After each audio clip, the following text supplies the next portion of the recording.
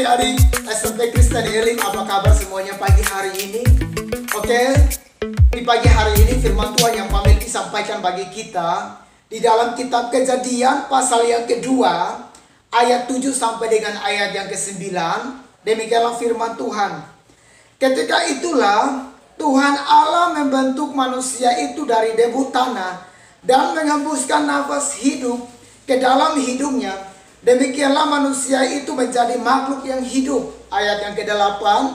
Selanjutnya Tuhan Allah membuat taman di Eden di sebelah timur. Disitulah ditempatkannya manusia yang dibentuknya itu.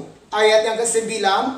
Lalu Tuhan Allah menumbuhkan berbagai-bagai pohon dari bumi yang menarik dan yang baik untuk dimakan buahnya. Dan pohon kehidupan di tengah-tengah taman itu, serta pohon pengetahuan tentang yang baik dan yang jahat. Amin. Ya. Nah, tema hari ini yang Pak Melki sampaikan bagi kita yaitu kebaikan Tuhan. Amin. Ya. Di dalam mulai dari kitab Kejadian adik-adik, bahwa Tuhan itu selalu baik. Amin. Kalau dari Kejadian pasal 1, ketika Tuhan menciptakan ya segala sesuatu dengan firman, dengan perkataan. Setelah itu di hari ke-6 dia baru menciptakan manusia, dia baru membentuk manusia.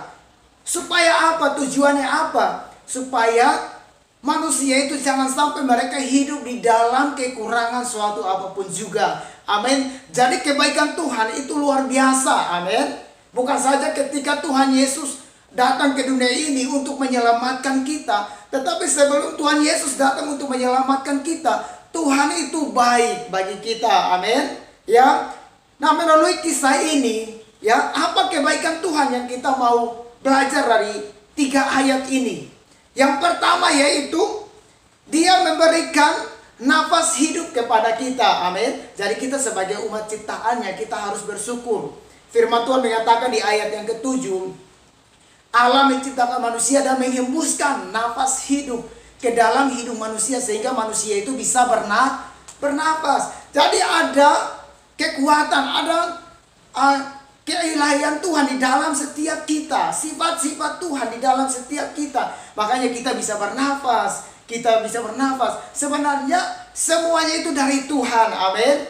Nah, apa yang kita lakukan? Kita harus bersyukur kepada Tuhan bahwa kebaikan Tuhan itu sangat luar biasa di dalam kehidupan kita. Tapi sering kita sebagai manusia, ya, justru Tuhan sudah memberikan kita nafas kehidupan, tetapi justru manusia semakin khawatir akan setiap kehidupannya. Kenapa?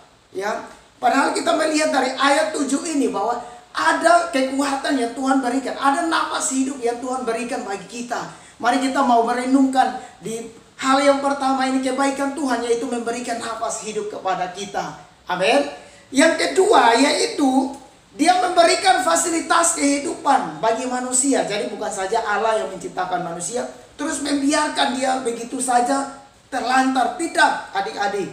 Firman Tuhan mengatakan di sini bahwa di ayat yang ke-8 dan 9 di situ mengatakan bahwa Tuhan membuat berbagai-bagai pohon, ya, pokoknya berbagai macam-macam pohon lah di bumi, ya, supaya apa? Manusia itu menjaga dan memelihara, ya. Tetapi kalau di ayat-ayat selanjutnya di situ, ya, firman Tuhan mengatakan bahwa karena ketidaktaatan salah melakukan kehendak Tuhan sehingga mereka jatuh ke dalam dosa. Makanya manusia bersusah payah untuk mencari makanan, untuk mencari kehidupan. Kenapa? Karena manusia itu sudah jatuh. Nah, jadi manusia itu jatuh ke dalam dosa. Jadi manusia itu mulai mencari dan mengusahakan dengan berbagai-bagai macam cara, ya. Tetapi Allah yang kita sembah yaitu Allah yang selalu mengasihi kita.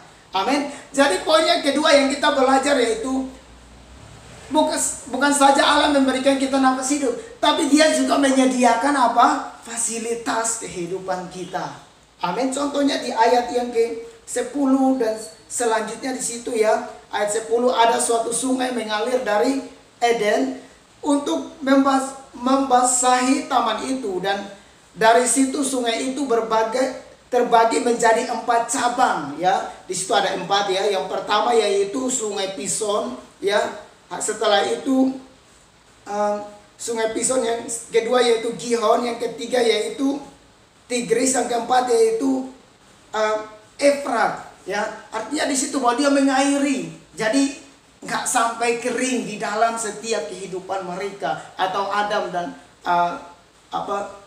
Hawa pada saat itu ya. Tetapi Tuhan itu memelihara setiap kehidupan mereka. Cerita selanjutnya adik-adik, walaupun mereka jatuh ke dalam dosa, tetapi firman Tuhan menyatakan bahwa Allah datang kepada mereka dan membuat pakaian dari kulit binatang untuk menutupi kesalahan mereka. Bukti bahwa Allah tetap mengasihi mereka. Makanya kita bersyukur, amin ya, kita bisa ada sampai hari ini yang melalui pengorbanan Tuhan Yesus di atas kayu salib. Karena Allah itu cinta kepada kita, amin. Karena Allah itu sayang kepada kita ya. Kita itu beda dengan ciptaan-ciptaan yang lain ya.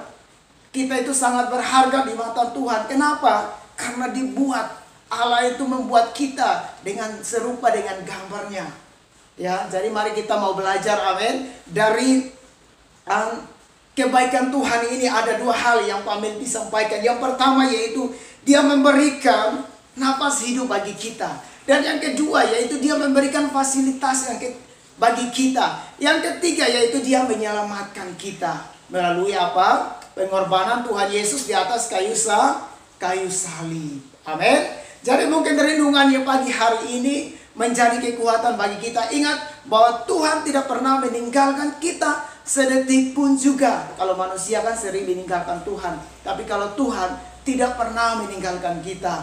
Amin. Dia selalu ada bersama-sama dengan kita. Bahkan orang yang hidup di dalam kejahatan pun, ketika firman Tuhan menyatakan bahwa ketika selumbar itu diambil dari matanya, maka dia akan dan berbalik, maka Tuhan akan mengampuni dia. Mari kita mau belajar, amin. Maka Tuhan selalu ada bersama-sama dengan kita. Kita mau merenungkan kebaikan Tuhan yang kita sudah terima. Untuk itu kita terus mau bersyukur kepada Tuhan. Dimanapun bersyukur, di dalam waktu yang tidak baik atau waktu yang baik, kita tetap bersyukur, amin. Karena kebaikan Tuhan itu sangat luar biasa. Dia memberikan nafas hidup bagi kita. Dia menyediakan segala sesuatu bagi kita. Dan dia juga menyelamatkan setiap kita. Dari 3 poin ini, dialah menjadi kekuatan pengharapan bagi kita. Tuhan Yesus memberkati.